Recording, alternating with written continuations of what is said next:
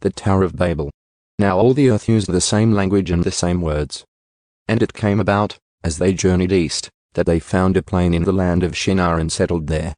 Then they said to one another, "Come, let's make bricks and fire them thoroughly." And they used brick for stone, and they used tar for mortar. And they said, "Come, let's build ourselves a city, and a tower whose top will reach into heaven, and let's make a name for ourselves. Otherwise we will be scattered abroad over the face of all the earth." Now the Lord came down to see the city and the tower which the men had built. And the Lord said, "Behold, they are one people, and they all have the same language. And this is what they have started to do, and now nothing which they plan to do will be impossible for them. Come, let us go down and there confuse their language, so that they will not understand one another's speech." So the Lord scattered them abroad from there over the face of all the earth. And they stopped building the city. Therefore it was named Babel, because there the Lord confused the language of all the earth. And from there the Lord scattered them abroad over the face of all the earth. Descendants of Shem. These are the records of the generations of Shem. Shem was 100 years old when he fathered Arpachshad, 2 years after the flood. And Shem lived 500 years after he fathered Arpachshad, and he fathered other sons and daughters. Arpachshad lived 35 years, and fathered Shelah.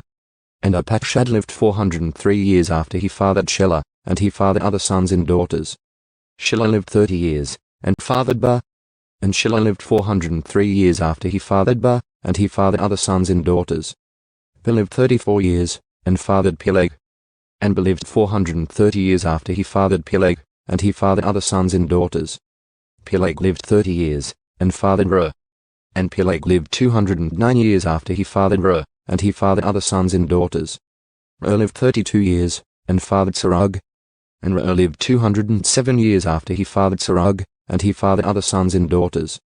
Serug lived 30 years, and fathered Nahor. And Serug lived 200 years after he fathered Nahor, and he fathered other sons and daughters. Nahor lived 29 years, and fathered Terah. And Nahor lived 119 years after he fathered Terah, and he fathered other sons and daughters. Terah lived 70 years, and fathered Abram, Nahor, and Haran. Now these are the records of the generations of Terah. Terah fathered Abram, Nahor, and Haran.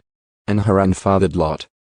Haran died during the lifetime of his father Terah in the land of his birth, in Ur of the Chaldeans. Abram and Nahor took wives for themselves. The name of Abram's wife was Sarai, and the name of Nahor's wife was Milcah, the daughter of Haran, the father of Milcah and Iscah. Sarai was unable to conceive. She did not have a child.